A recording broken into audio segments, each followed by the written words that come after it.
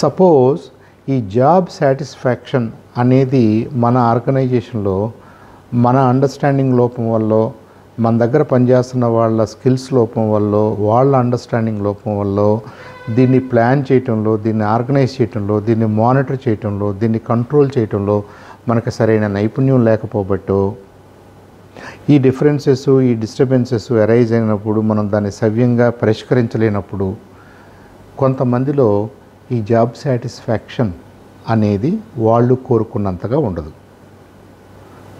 కాబట్టి కొంతమంది వస్తూ ఉంటారు, కొంతకాలం పనిచేస్తారు, వాళ్ళకి సాటిస్ఫాక్షన్ ఉన్నంత వరకు పనిచేస్తారు, వాళ్ళకి సాటిస్ఫాక్షన్ లేదు అని అనిపించినప్పుడు బయటికి వెళ్ళిపోతారు.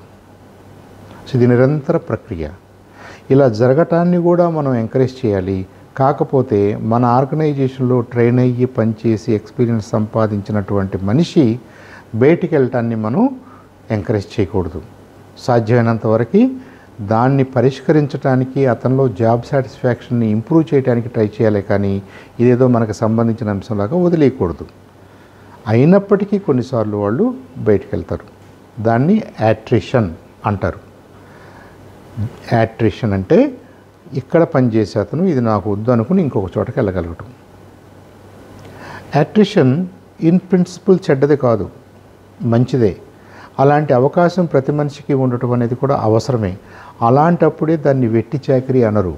వాళ్ళని ఎంప్లాయీస్ అంటారు, వర్కర్స్ అంటారు, ఎంప్లాయీస్ అంటారు, లేదా ప్రొఫెషనల్స్ అంటారు. ఎందుకని? వాళ్ళకి జాబ్ సాటిస్ఫాక్షన్ ఉన్నంతకాలం పనిచేస్తారు. వాళ్ళకి జాబ్ సాటిస్ఫాక్షన్ లేదు, వేరే చోటకి వెళ్తే బాగుంటుంది అనుకున్నప్పుడు అక్కడికి వెళ్తారు. అలాంటి పరిస్థితుల్లో మనం ఏమంటామంటే ద లేబర్, శ్రమ అనేది ఫ్రీగా ఉంది, అది బానిసత్వంలో లేదు.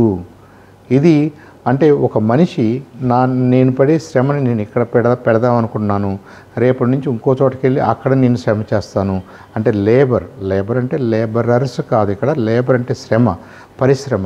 ఈ పరిశ్రమ నా ఇష్టం వచ్చిన చోట, నాకు అనుకూలంగా ఉన్న చోట, నాకు ఉపయోగపడే చోట, నాకు బెనిఫిట్ ఉన్న చోట, మ్యూచువల్లీ బెనిఫిట్ ఉన్న చోట నేను ఉపయోగిస్తాను అని అనుకున్నారనుకోండి, తప్పేమీ కాదు.